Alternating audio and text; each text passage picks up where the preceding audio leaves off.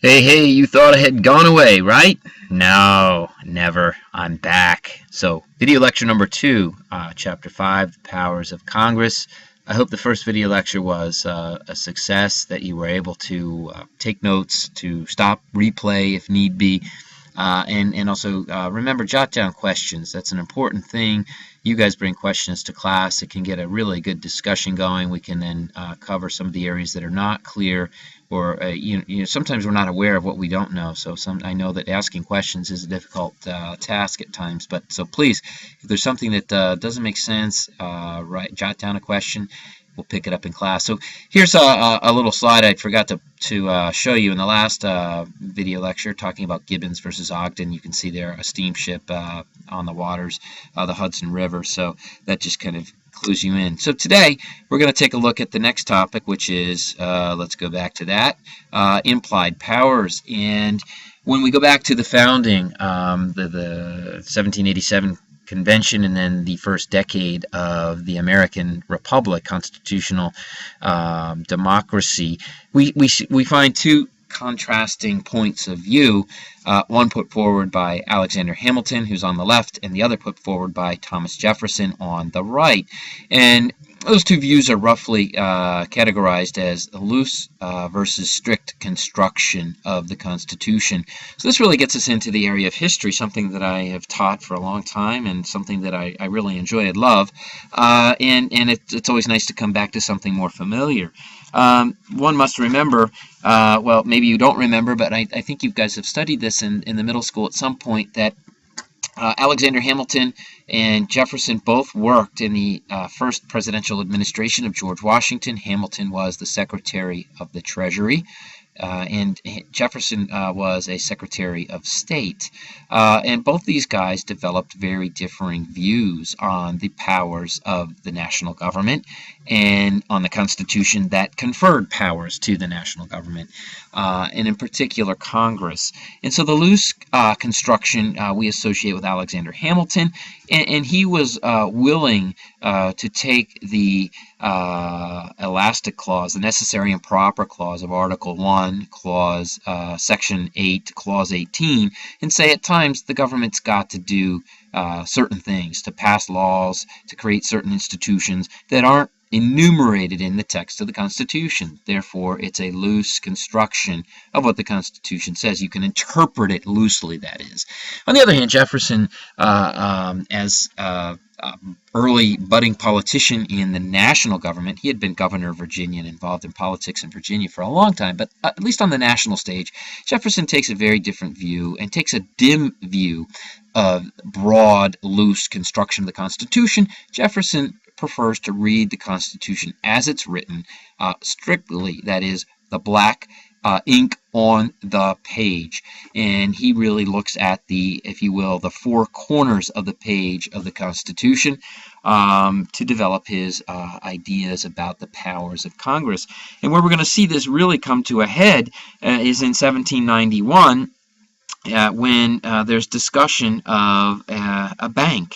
Hamilton argued that the needs of the nation were infinite, they were they were vast, they were extensive, and they were complex. And what Alexander Hamilton, as Treasury Secretary, believed was that the United States, if it were to survive in the world of nations, and remember, the United States is born in 87. The Constitution takes effect 1789.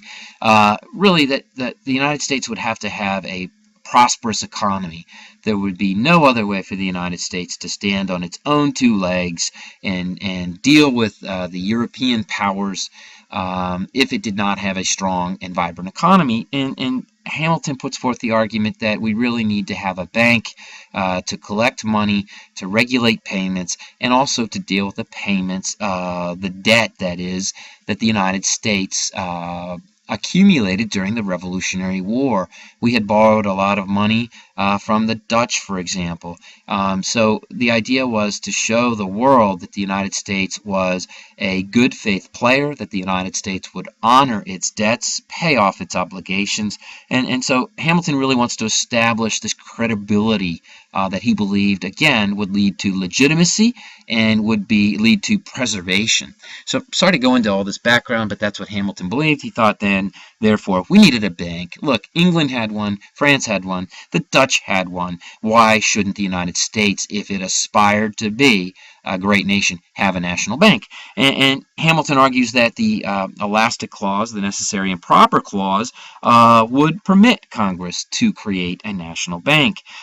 Jefferson, on the other hand, didn't want to hear this. He said it's not an enumerated power, therefore Congress may coin money, but there's no talk of a bank and using paper banknotes, and Jefferson was just horrified by this.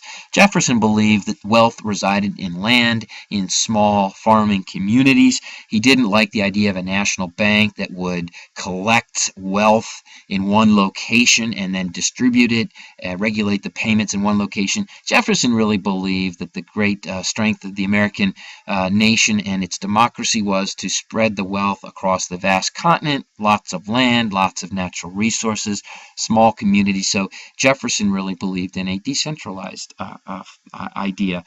Jefferson lost the debate, though there was a compromise.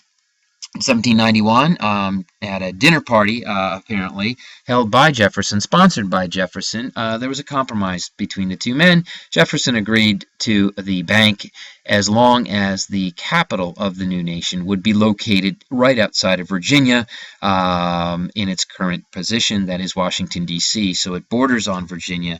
It was close to Virginia, and Jefferson thought, well, at least if there's going to be this bank and this national government, why not have it right next door to Virginia? Therefore, we can keep an eye on it. Implications of the Civil War later, I guess, if you will. The bank obviously then comes under attack. The bank was chartered for 20 years, from 1791 to 1811. It comes up for renewal in 1811, and Jefferson's protege, James Madison, father of the Constitution, shared Jefferson's views and does not promote a bank, the renewal of the bank charter. So the first national bank ceases to exist in 1811. The United States fought a war, 1812, from 1812 until 1815. Everybody soon realized, well, if you're going to fight a war against a major European power, England, a bank might be a good idea. So they bring the bank back, and they bring it back for another 20 years. In that meantime, we know that the Mcculloch versus Maryland case comes along, where the state of Maryland is going to try to attack the national bank and tax it out of existence, if you will. That didn't work. Chief Justice John Marshall, in a ruling, stepped in to reaffirm the powers of the national government and its bank. So we see that Hamilton and his loose construction really kind of wins the day, and that the necessary and proper clause, or the elastic clause, had been used quite effectively. So that's that. I think that you can look at some other areas in today's world where we see the necessary and proper clause in effect. We see Social Security created in 1935 during the depths of the Depression. Nothing says that there should be an old age pension system in place in the United States created by the national government. Medicare, 1965. Nothing in the Constitution speaks to health care, and obviously that's been a huge debate with the passage of the Affordable Care Act that again raises the question, does the government have these powers? Can Congress pass a health care reform bill? Now law, is that constitutional? Many would argue that it is not, but it is a law nonetheless. We also have Medicaid. We also have other agencies in the government that provide assistance to families in need, such as the SNAP, Supplemental Nutrition Assistance Program, that was part of the WebQuest that you all completed. So we can see that over the years, the necessary and proper clause, or the elastic clause, has been used and will most likely continue to be used, though there is talk now of limiting the size of government. So the Republican Party and the Tea Party faction of the Republican Party, I think, really would like to take the elastic, take the stretch out of the rubber band, if at all possible. All right, so let's go on to implied powers. That is the necessary and proper clause, and some would say it doesn't mean whatever we want. So again, there's some questions about that. Let's talk about some other areas. Whoops, I got to go the right way, Mr. King.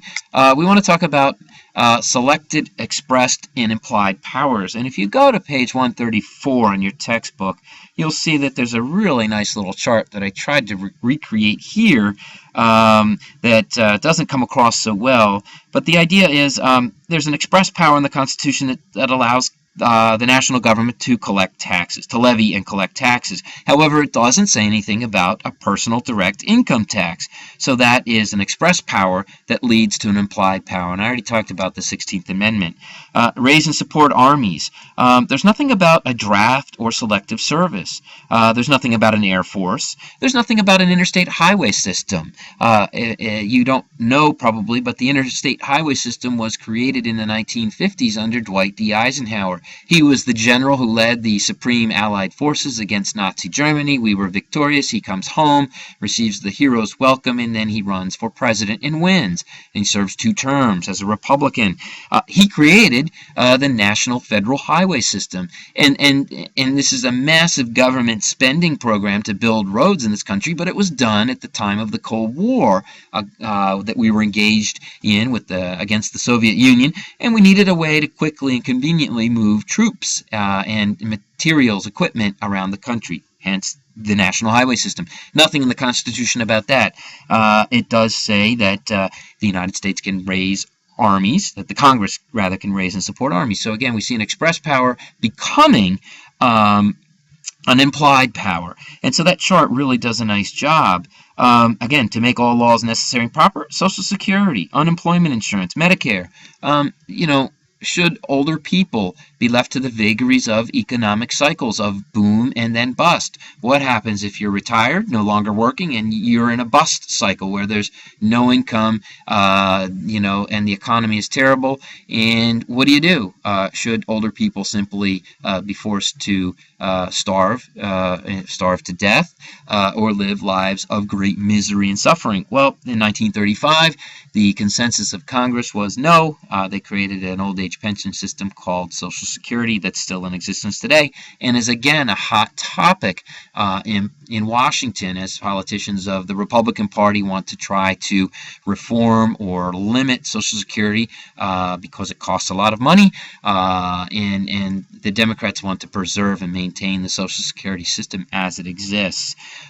So that's a really cool chart. Take a look at that. Non-legislative powers. There's some powers that both houses of Congress have that they share. They can both propose amendments to the Constitution, which requires a 2/3 majority, both houses. Congress can also, if requested by 2/3 of the state, call a convention to propose constitutional amendments, something we'd seen in a previous chapter. Both houses of Congress have the power to conduct investigations. So Congress primarily passes laws, but it also then has the power to investigate whether those laws, in fact, are working, how they're working, to see whether they're being implemented, what problems exist. And so Congress has the ability, through its committee system that we haven't talked about yet, to call together investigative panels and issue subpoenas. That is, they can compel people to come before them and speak. That is, the Congress people ask questions, and people that have been subpoenaed have to appear and answer those questions. You also know that both the House and the Senate have different roles, but in terms of impeaching federally elected officials and or judges who are appointed. And this has happened several times. President Andrew Johnson was impeached in 1868, not 19, but 1868, narrowly avoided conviction. President Bill Clinton was impeached in 1996 and narrowly avoided conviction. Not as narrow with Clinton as it was with Johnson. The other thing is that the 25th Amendment states that if the vice presidency is vacant, the president will nominate a replacement, and it is the job of both houses of Congress to confirm that choice. So there are certain non-legislative powers that they both have. We also, you might remember that the House of Representatives does in fact have the authority to select a president if the Electoral College does not provide or yield a majority. This happened in 1800 and in 1824. It almost happened in 2000, saved by the intervention of the Supreme Court. So the House, in that case, has very, very strong responsibilities and powers that are not legislative. So with that, we'll pick up next time.